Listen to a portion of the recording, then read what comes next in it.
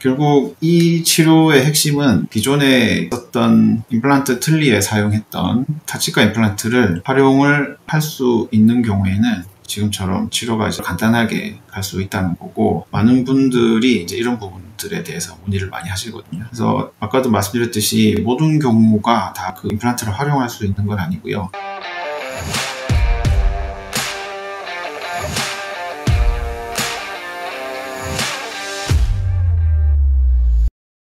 안녕하세요. 뉴튼치과병원입니다. 오늘은 오랜만에 디지털 프라치 사례를 하나 이제 말씀드릴 건데요.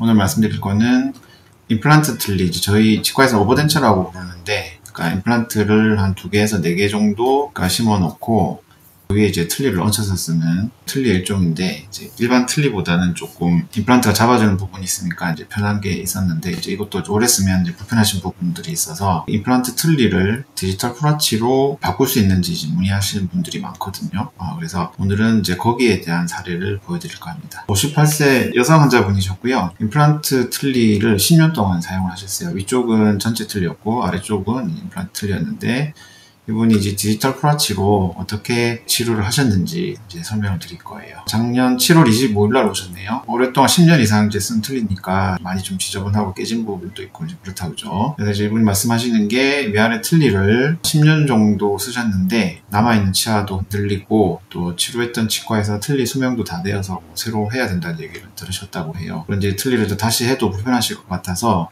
프라치 치료가 가능한지 궁금하다고 오셨는데, 이분 같은 경우는 이제 따님분이 인터넷 검색을 하셔가지고 저희 병원을 찾으셔서 따님분이랑 이렇게 같이 이제 오셨던 걸로 기억이 돼요. 구강 내 사진을 보면 틀니를 이제 뺀 상태에서 보면 위쪽은 이제 치아 한 3개 정도로 틀니를 쓰셨고, 이제 쓰던 치아들이 많이 충치가 생긴 것도 보인다 그죠. 그리고 아래쪽에도 보면 치아 1개에 임플란트 3개를 심어서 이렇게 쓰셨던 것 같아요. 위쪽에 보면 틀니인데 치아의 머리 부분에 이제 내관이라고 하는 형태를 달아서 틀니를 이제 쓰셨고, 아래쪽은 이제 왼쪽 아래 이제 치아 하나 포함해서 오른쪽에 2개 임플란트, 왼쪽에 임플란트 1개 더 해서 이렇게 해서 똑딱 단추를 달아서 쓰는 임플란트 틀니, 저희가 이제 오버덴처라고 부르는 거를 이제 쓰고 계셨어요. 이제 오래 쓰시다 보니까 이쪽에 이제 뼈도 많이 줄어들고 위축되고 이러면서 아무래도 씹을 때 힘이 아래쪽 같은 경우는 이쪽 잇몸 부위에 저장력이 많이 가해지다 보니까 많이 불편하셨겠죠. 엑스레이 사진으로 보면 이제 이렇게 보인다 그죠. 자, 그래서 이분 같은 경우는 이제 프라치 치료를 원하셨기 때문에 치료 계획을 저희가 이제 한번 잡아봤죠. 일단 이제 위쪽부터 말씀드리면, 위쪽에 이제 해부학적 구조를 표시를 해서 이 부분이 코가 될 거고, 이 부분이 오른쪽 상악동의 아래쪽 경계가 될 거고요. 여기가 왼쪽 상악동의 아래쪽 경계, 그리고 위턱의 이제 아래쪽 뼈는 이제 경계가 이렇게 설정이 된다 그죠. 그래서 이 부분 같은 경우에 이제 임플란트를 6개 정도 심어서 이제 프라치를 하려고 하면 대략적인 위치는, 일단 남아있는 치아는 다 발걸을 해야 되는 상태고, 대략적 위치는 이제 이렇게 될 거고요. 그래서 지금 보면 왼쪽에 6번이랑 5번 위치는 상악동을 뚫고 올라가서 여기 상악동 거상술이 필요하고, 마찬가지로 왼쪽 위에도 4번이나 6번 위치에도 상악동 거상술이 필요해서 난이도가 한 중등 정도 되는 상태의 치료를 이제 하실 거죠. 자세히 저희가 보니까 이제 4번은 위치를 잘 잡으면 상악동 거상술을 안 해도 되고 6번까지만 하면 되는, 왼쪽에 위에 6번 위치만 하면 돼서 한 3개 정도의 상악동 거상술을 동반한 치료를 하시면 될 것 같아요. 자, 그래서 이쪽에 이제 프라치 특성인 임플란트 6개를 1개의 보철로 이제 연결을 한 그런 치료를 해서 이제 마무리할 예정이고요. 아래쪽 계획은 남아있는 치아를 당연히 발치를 해야 되는데, 관건은 타치과에서 심었던 이제 임플란트 틀니를 위해서 심었던 임플란트 3개가 저희 이제 프라치를 하기 위해서 이걸 이제 활용할 수 있느냐의 부분이죠. 활용이 되면 다행히도 연결해서 같이 쓰면 이제 부가적으로 몇 개만 더 심으면 되는데, 이게 활용을 할 수 없는 경우라고 하면은 그때는 이제 제거를 하거나 아니면 묻어두거나 또 다른 임플란트를 몇 개를 더 심어서 해야 되는 이제 그런 경우로 가겠죠.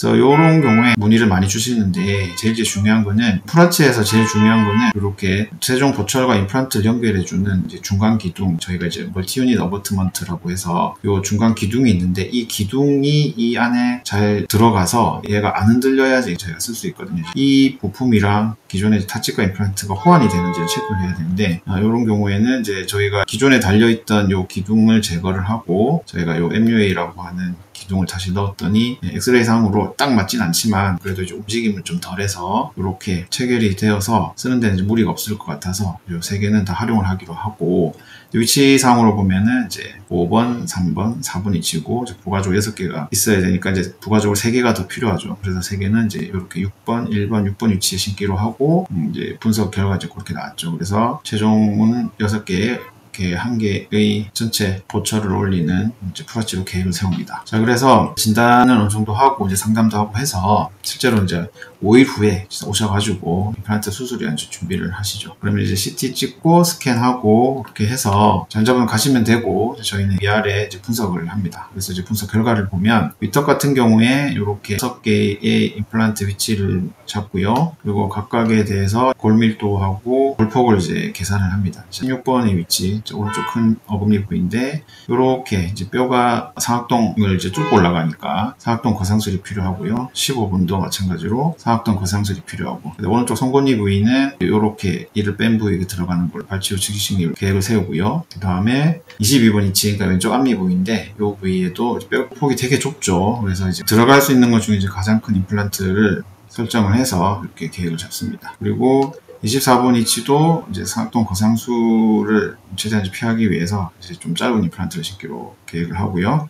26번 위치는 뼈가 워낙 그 잔존의 양이 작아서 이렇게 이제 상악동 거상술을 시행을 해서 상악동 안으로 뼈 이식을 해서 임플란트를 식립할 계획을 세웁니다. 자, 그렇게 그 위치에 임플란트를 식립하기 위해서 이제 가이드를 이제 2개가 디자인이 되고요. 이제 실제로 이렇게 출력이 돼서 수술날 활용을 합니다. 자, 그리고 원래 디지털 프라치 계획은 수술이 되면 중간 기둥을 체결을 하고 이렇게 고정성 임시치아를 이제 연결을 해드리는데 상악 임시치아를 이렇게 제작을 합니다. 자, 근데 여기에서 이제 이 환자분 같은 경우에는 저희가 이제 이 단계에서 초기 고정이 어떻게 될 건지를 미리 분석을 하는데요. 각각의 위치에서 보면 엑스레이 사진의 단면을 자세히 보면 단단한 뼈는 CT상에서 하얗게 나오는데, 그리고 골밀도가 낮은 경우, 단단하지 않은 뼈는 까맣게 나오거든요. 근데 지금 보면 대체적으로 골밀도가 낮은 걸로 판단이 돼요. 색깔이 이렇게 하얀 것보다는 이제 까만색 위주로 되어 있다 보니까 여기는 골밀도가 이제 낮을 거로 추측이 되죠. 그래서 쉽게 얘기하면 이제 임플란트를 나사에다 비유를 많이 하는데, 골밀도가 좋은 경우에는 나무에다가 나사를 심으니까 이게 잘 고정이 되죠. 근데 이제 골밀도가 떨어지는 경우는 쉽게 말씀드린 스티로폼에다가 나사를 심는 거랑 같아서 고정이 나오기 어렵죠. 그죠? 그래서 이렇게 될 가능성이 좀 높다라고 이제 분석이 1차적으로 됐습니다. 자, 그리고 이제 하악은 수술 분석한 결과인데요. 이렇게 오른쪽에 3개, 왼쪽에 3개 계획을 잡고요. 자, 그리고 기존에 이제 있던 건 제외하면 나머지 3개만 이제 추가로 식립을 합니다. 그래서 오른쪽 큰 어금니 부위는 이제 이런 식으로 해서 신경을 피해서 이렇게 짧은 임플란트를 심고요. 그리고 왼쪽 앞니 부위에는 이렇게 들어가는데 이제 크게 무리가 없어 보이고, 왼쪽 큰 어금니 부위에도 이제 하지조 신경이 이렇게 지나가니까 이 신경이 무조건 피해야 돼서 여기도 이제 상대적으로 좀 짧은 임플란트가 들어갈 수밖에 없었죠. 그래서 이제 이렇게 수술을 하기 위한 수술 가이드를 디자인해서 출력을 하고요. 그리고 마찬가지로 고정이 나오면 연결할 수 있는 임시치아까지 다 제작이 됐습니다. 자, 그래서 이제 3주 후에 이제 실제 이제 수술을 진행하시는데 먼저 위턱부터 수술을 하십니다. 그래서 수술 가이드를 이용을 해서 상악동 거상술을 3개를 시행을 한 다음에 왼쪽 그림에서 오른쪽 그 사진처럼 해서 6개 임플란트를 심었는데, 확대해보면 이제 이렇게 3개, 이렇게 왼쪽에 3개 들어가 있죠. 그래서 아까 말씀드렸듯이 예측은 했는데 실제로도 골밀도가 낮아서 이렇게 나무에다 나사 심는 것보다는 스티로폼에다가 나사를 심은 형태가 돼서 주위 고정이 안 나와서 저런 경우에는 억지로 첫 번째 고정성 임시치아를 연결을 하면 뼈와 임플란트가 붙는 과정에 이제 방해를 받을 수 있어서 이제 수술이 실패가 되고, 그런 해서 치료 기간이 더 길어지는 단점이 있어서 이런 경우에는 기존에 쓰던 틀니를 그냥 그대로 이제 쓰시는 걸로 하고 이제 진행을 했습니다. 자, 그리고 다음날 이제 아래쪽 임플란트 수술을 하시는데요. 자, 수술하는 결과입니다. 이제 여기 이렇게 3개가 새로 식립이 됐고요. 이렇게 골폭이 좁은데 이 위치에 정확하게 임플란트를 심는 게 이제 사실 난이도가 되게 높고요. 이제 그게 관건인데, 이제 그걸 잘 하려고 하면 기존에 심겨져 있던 임플란트를 최대한 활용을 해서 수술 틀을 딱 그 위치에 고정시키는 이런 특수 기구를 연결을 한 다음에 얘를 고정시키고 그렇게 하는 게 이제 노하우입니다. 자, 그래서 사진에서 보시듯이 이렇게 요 부분이 임플란트가 새로 식립이 됐어요. 그래서 이제 위에가 틀니가 들어갔기 때문에 아래쪽도 기존에 이제 쓰던 틀니를 이제 치료 기간 동안 이제 쓰시도록 하고 이제 지내시는 거죠. 자, 그렇게 이제 지내시고 기존에 쓰던 틀니를 그대로 이제 쓰시는 거라서 크게 이제 불편한 점은 없으셨고요. 그래서 한 3개월 정도 충분히 기다렸다가 이제 뼈랑 임플란트를 붙은 게 이제 확인이 되면 이제 다른 치료를 진행을 하죠. 3개월 뒤에 보니까 상하계랑 하하계 식립한 임플란트의 뼈와의 결합을 체크를 해보니까 다 단단하게 잘 결합이 돼서 이제 중간 기둥, MUA라고 하는 중간 기둥을 이제 체결을 하고요. 그리고 첫 번째 임시치아 미리 만들어 놓은 거를 이때 이제 연결을 합니다. 그러면 이제 더 이상 끼웠다 뺐다 하지 않고 편하게 고정성으로 쓸 수 있어서 이제 식사하시기도 편하고 많이 좋으시죠. 그리고 아래쪽도 마찬가지로 이제 다 아무렇고 새로운 중간기둥 MUA를 넣고요. 그리고 아래쪽도 마찬가지로 미리 제작해 놓은 첫 번째 고정성 임시치아를 넣고 연결을 합니다. 자, 그러면 이제 이때부터는 위아래가 다 고정이 돼서 기존에 쓰는 틀니보다 훨씬 더 편하시겠죠. 자, 그래서 이제 지금은 뼈가 이제 임플란트가 다 붙은 과정이기 때문에 이제 저 상태에서 저희가 이제 두 번째 고정성 임시치아를 다시 제작을 하는데, 첫 번째 고정성 임시치아는 수술 전에 저희가 만들어 놓은 거라서 약간의 조금 오차가 있을 수 있는데, 그런 경우에 오차를 이제 없애기 위해서 두 번째 고정성 임시치아를 이제 바로 제작을 하는데 이제 준비 과정이 좀 필요합니다. 첫 번째 고정성 임시치아를 이용을 해서 본을 뜬 다음에 여러 가지 기구들을 달아가지고 얘를 스캔을 해요. 스캔을 하면 이제 얘를 이용을 해가지고 한 2주 정도 걸려서 새로운 임시치아가 제작이 되죠. 그러면 2주 후에 제작이 되면 환자분이 오셔가지고 위쪽을 새로운 임시치아로, 아래쪽도 마찬가지로 새로운 걸로 제가 이제 교체를 해드려요. 그러고 나면 이제 훨씬 더 심미적이고 안정성 있고 잘 씹히는 이제 그런 상태로 지내시고, 실제로 이 과정에서 여러 가지 일을 확인을 합니다. 환자분이 이제 불편하신 게 없는지,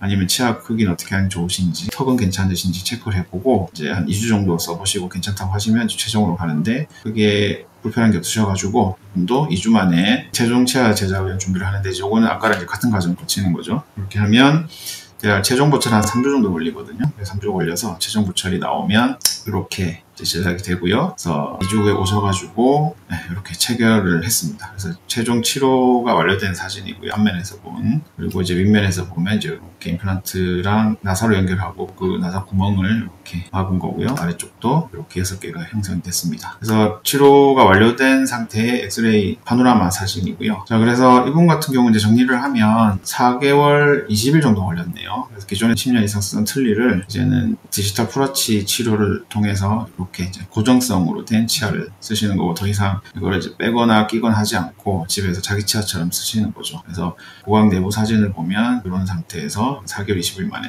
된 거죠. 결국 이 치료의 핵심은 기존에 썼던 임플란트 틀니에 사용했던 타치카 임플란트를 활용을 할 수 있는 경우에는 지금처럼 치료가 이제 간단하게 갈 수 있다는 거고, 많은 분들이 이제 이런 부분들에 대해서 문의를 많이 하시거든요. 그래서 아까도 말씀드렸듯이 모든 경우가 다 그 임플란트를 활용할 수 있는 건 아니고요. 지금 이분처럼 일단 첫 번째 호환이 돼야 되고, 두 번째는 기존에 식립된 임플란트의 방향이 프라치를 활용하기에 크게 나쁘지 않으면 이제 활용할 수 있고, 호환이 된다 하더라도 방향이 많이 틀어져 있으면 이제 그런 경우에는 제거를 하거나 묻어두고 새로 임플란트를 심어서 하는 게 좋을 수 있습니다. 그래서 오늘 사례를 통해서 임플란트 틀니를 프라치로 변환하는 과정을 보고, 오버덴처를 쓰시다가 많이 불편하시면 이렇게 전환할 수도 있으니까 한번 생각을 해보셨으면 좋겠습니다. 다음에는 또 다른 사례를 가지고 찾아뵙도록 하겠습니다. 감사합니다.